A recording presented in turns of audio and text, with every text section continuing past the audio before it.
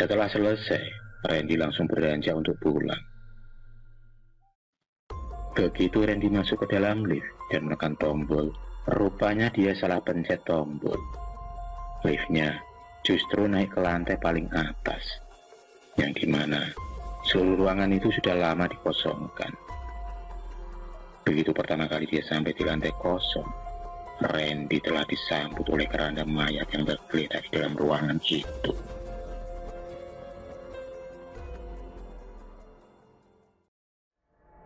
Tapi entah kenapa, perasaan penasaran pun muncul. Randy pun langsung beranjak melihat ruangan di sana. Di sana tidak ada satupun perabotan. Barangkali bayangan putih berseliweran di berbagai ruangan itu jelas sekali kalau itu adalah sosok kuntilanak.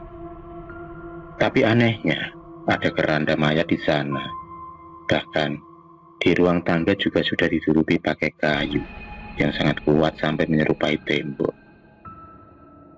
hingga tidak bisa diterobos. Hampir setengah jam Randy keliling ruangan tersebut. Tiba-tiba ketakutan luar biasa pun datang. Randy pun langsung menuju ke dalam lift. Tapi sialnya, lift tak bisa dibuka. Hingga setelah agak lama menunggu, lift pun terbuka dengan sendirinya. Ketakutannya pun tak tertahankan. Dari belakang terdengar. Dia pun langsung masuk ke dalam lift, dan saat Randy mau menekan tombol turun ke lantai utama, dari kejauhan, dia melihat sesosok tinggi besar berjalan ke arahnya. Sosok itu bulunya merah menyala dan bertaring, juga bertanduk yang membuatnya ketakutan. Dia hanya memiliki satu mata di dahinya. Ketika lift tertutup dan turun, kecepatan liftnya seolah-olah anjlok dan terdengar bunyi keras. Lalu setelah lift terbuka, Randy pun langsung lari keluar dari kantor. Begitu dia keluar, Randy telah disambut oleh Anita. Anita langsung mengajaknya dengan naik mobil 2 pintunya. Tak tahu mau diajak kemana, Randy diajak Anita dan ternyata menuju ke apartemennya. Anita pun langsung mengajak Randy masuk ke dalam kamarnya dan menyuruhnya langsung menginap. Begitu di kamar, dia pun langsung ganti baju yang menurut Randy sangatlah terlalu seksi. Ternyata Anita berganti pakaian dengan lingerie. Anita pun mengajak Randy untuk tidur, tapi Randy akan tidur di sampingnya dengan posisi bertolak belakang karena mereka bukan muhrim. Bahkan Randy sengaja tidak tidur waktu itu. Setelah kejadian malam itu, Randy pun langsung meminta izin kepada Pak Hasan untuk cuti selama 1 bulan. Perasaan Randy sangat tidak enak, bukan karena hantu, tapi karena Anita yang mengajak tidur bareng. Tapi syukurnya, Pak Hasan mengizinkannya. Semenjak Randy cuti, dia juga merasa sedih karena Samara menikah dengan seorang anak kiai. Mungkin mereka bukan jodoh, karena sebelum menikah, si Samara akhir-akhir ini terlihat sangat religius. Semenjak cuti, Randy bersama ibunya buka warung kopi dalam bentuk yang baru. Selama cuti berlangsung, Randy juga ikut membantu para tukang membuat toko. Tapi, lagi-lagi si Anita justru sering datang ke rumahnya bersama Pak Hasan. Mereka selalu datang lebih lama, hanya sekadar ngobrol.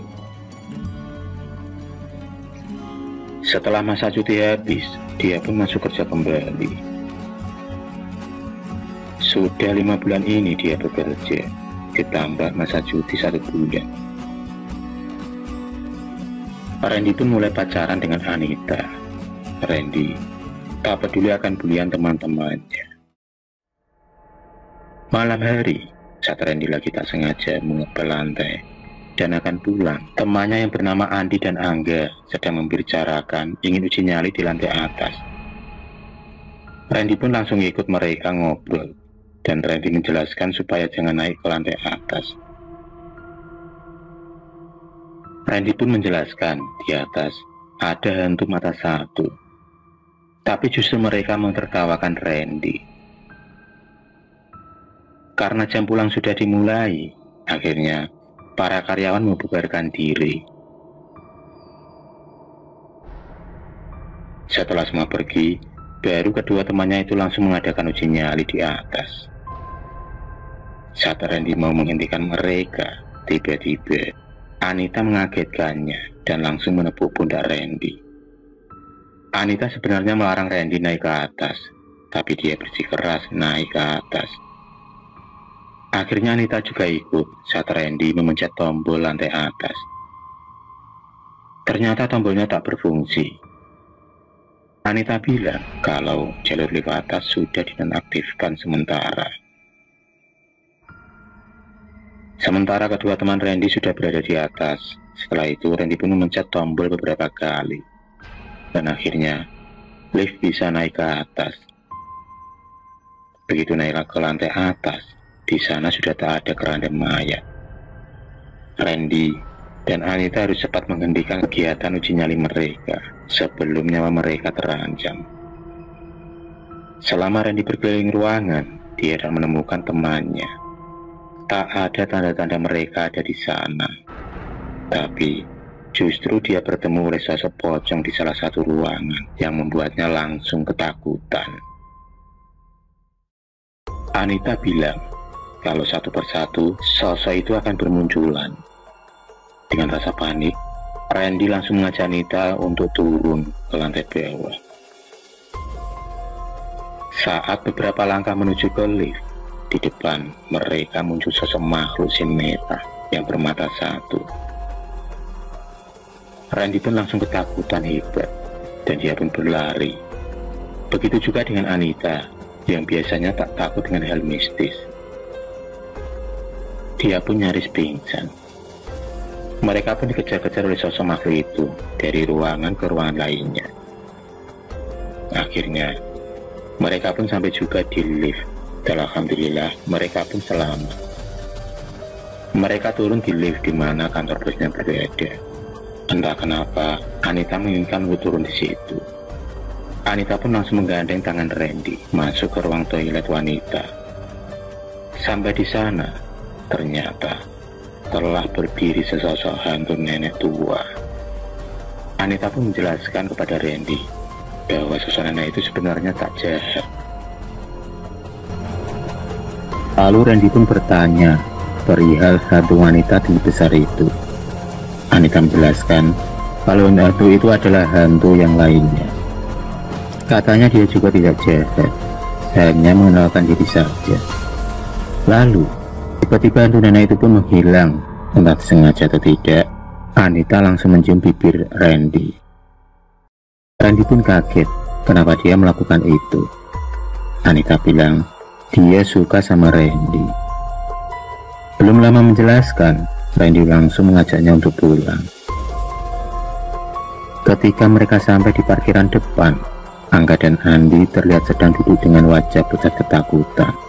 Angga pun menjelaskan saat baru sampai di lantai atas, dia langsung dikejutkan dengan kemunculan sosok si mata merah satu yang berlari menuju ke lift di mana mereka berada. Dengan ketakutan luar biasa, mereka pun langsung mencet tombol lift lantai utama. Lift pun tertutup saat makhluk itu nyaris masuk ke dalam lift. Setelah itu, mereka ketakutan hebat.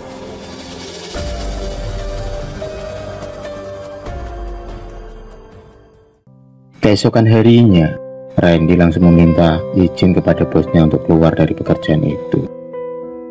Di ruang bos tak ada Anita. Dengan alasan membantu ibunya membuka warung kopi karena ayahnya jarang pulang, akhirnya dengan berat hati Pak Hasan mengizinkannya. Setelah tanda tangan, Randy pun langsung pulang. Namun, saat menuju pintu utama, dia melihat Anita berbicara dengan rekannya, seorang laki-laki. Randy langsung lari begitu saja.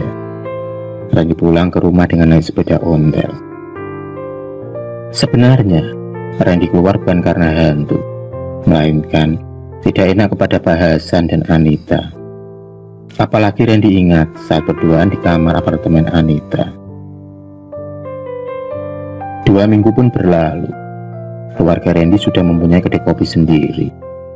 Alhamdulillah, sekarang sudah punya mobil sendiri.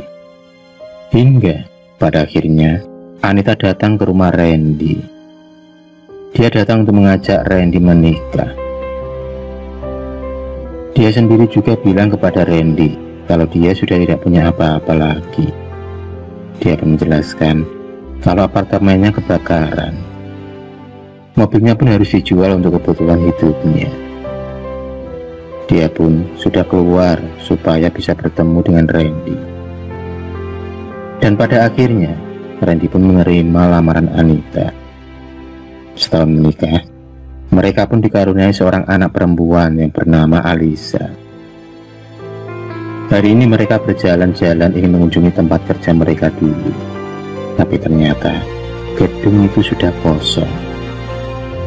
Randy pun bertanya kepada Anita, dan Anita bilang gedung itu sudah dikosongkan setelah ada kejadian yang menghiburkan 2 bulan setelah Randy keluar. Gedung itu mulai dikosongkan setelah ada 2 karyawannya tewas dengan kondisi mengerikan di lantai kosong. Anita juga menjelaskan kalau ada juga kejadian lift tiba-tiba jatuh tanpa sebab yang membuat seluruh pengguna lift tewas seketika. Semenjak saat itu, kejadian ganjil mulai terasa di berbagai lantai, sehingga gedung itu pun langsung dikosongkan. Randy pun berpikir semua itu adalah ulah dari sosok si mata merah satu. Gedung angker yang akan menyisakan sebuah kenangan tak terlupakan seumur hidup, di mana mereka pernah bekerja di situ.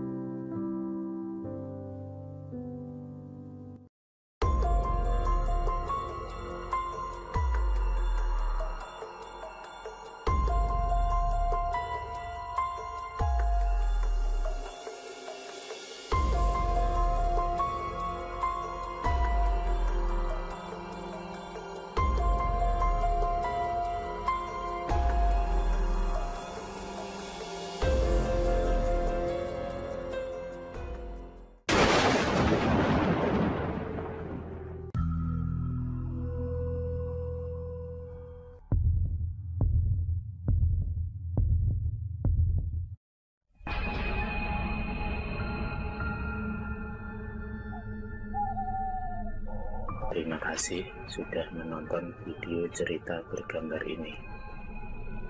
Klik subscribe untuk terus mendapatkan video-video cerita bergambar selanjutnya.